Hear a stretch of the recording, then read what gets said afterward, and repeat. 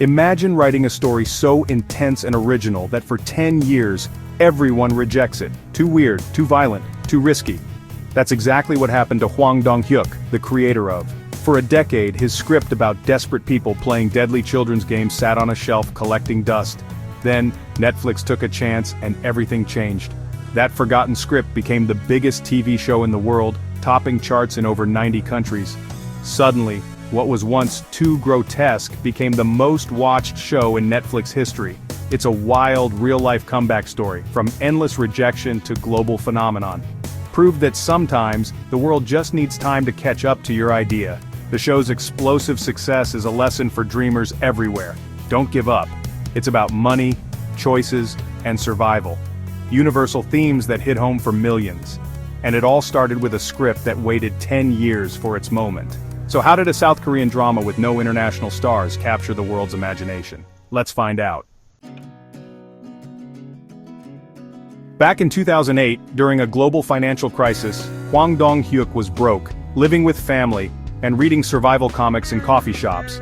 Inspired by his own debt and the stress of modern life, he imagined adults forced to play childhood games, with deadly consequences. He poured his anxieties about capitalism and society into a script, finishing it in 2009. But every studio said no, too dark, too violent, too strange. For 10 years, was rejected, and Hwang struggled to get by, even selling his laptop to survive. Fast forward, streaming explodes, and Netflix is hungry for bold, global stories. Suddenly, Hwang's script feels more relevant than ever. Economic inequality and debt are everywhere. Netflix says yes, giving him creative freedom to expand his vision. After a decade of waiting, Hwang finally brings his story to life, building those iconic sets and directing every episode. The world had finally caught up to his idea. What once seemed unrealistic now felt eerily real. The timing was perfect, a story ahead of its time waiting for the right moment. Wasn't just made, it exploded onto screens and changed TV forever. Sometimes the world just needs to be ready. What a journey. So, what's? It's a survival drama about Seong Gi-hun, a down-on-his-luck man drowning in debt. He's offered a chance to win a fortune by playing simple children's games, except losing means death. Gi-hun and 455 others wake up in a secret facility, all desperate for a second chance. The games are familiar: red light, green light, tug-of-war, marbles, but the stakes are life or death. Guards in pink jumpsuits and masked faces run the show, while mysterious VIPs watch and bet on the carnage. Each loss means elimination, permanently. The prize money grows with every death, tempting players to form alliances, betray friends, and make impossible choices. The show's bright, childlike visuals make the violence even more shocking. It's a brutal, emotional ride that explores what people will do to survive. The games are simple, but the suspense is relentless. Is more than a thriller, it's a dark mirror of society. It's about desperation, morality, and the cost of hope. The world couldn't look away. That's why it became a sensation. And it all starts with a deadly game. Why did it take over the world? It hit a nerve. Everyone understands money struggles and the fear of falling behind. The show's themes of debt and inequality are universal, resonating from Seoul to Sao Paulo. Its visuals, green tracksuits, pink guards, the giant doll, became instant icons, perfect for memes and social media. The internet exploded with Dalgona candy challenges, Halloween costumes, and viral videos. Word of mouth spread like wildfire. Everyone wanted to be part of the conversation. Netflix's global release strategy, subtitles, dubbing, all episodes at once, made it a shared event across continents. The timing was perfect. People stuck at home, hungry for something new and bold. Was designed to go viral, and it did. It was a perfect storm, relatable themes, unforgettable visuals, and the power of the internet. Suddenly, a Korean drama became the world's water cooler show. It wasn't just a hit. It was a global phenomenon. Everyone was watching, and everyone was talking.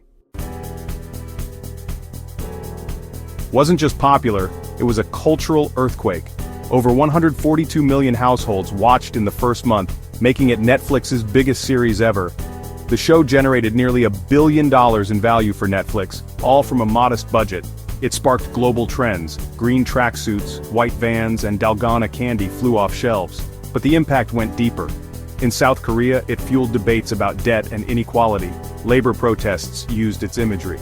Parents and schools discussed its violence and what it says about society, became a symbol of the Korean wave, joining BTS and as proof of Korea's cultural power. It opened doors for more international stories and creators. The show proved that a powerful story can cross any border. It changed how the world sees TV, and what's possible was more than entertainment.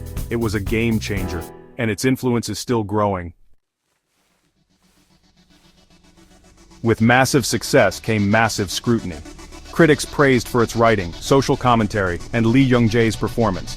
It made history at the Emmys, breaking barriers for non-English shows. But controversy followed. The violence was graphic, sparking debates about media influence and kids imitating the games. Schools issued warnings, and parents worried about the show's impact.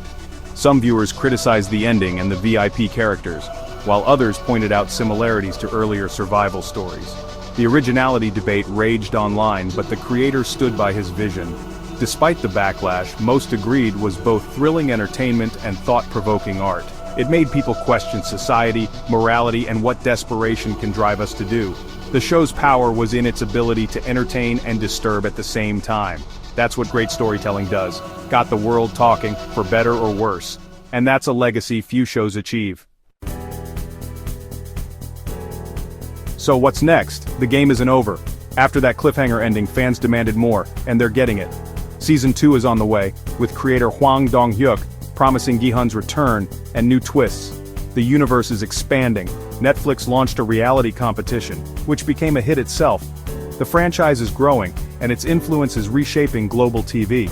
Proved that audiences crave stories from every culture in every language.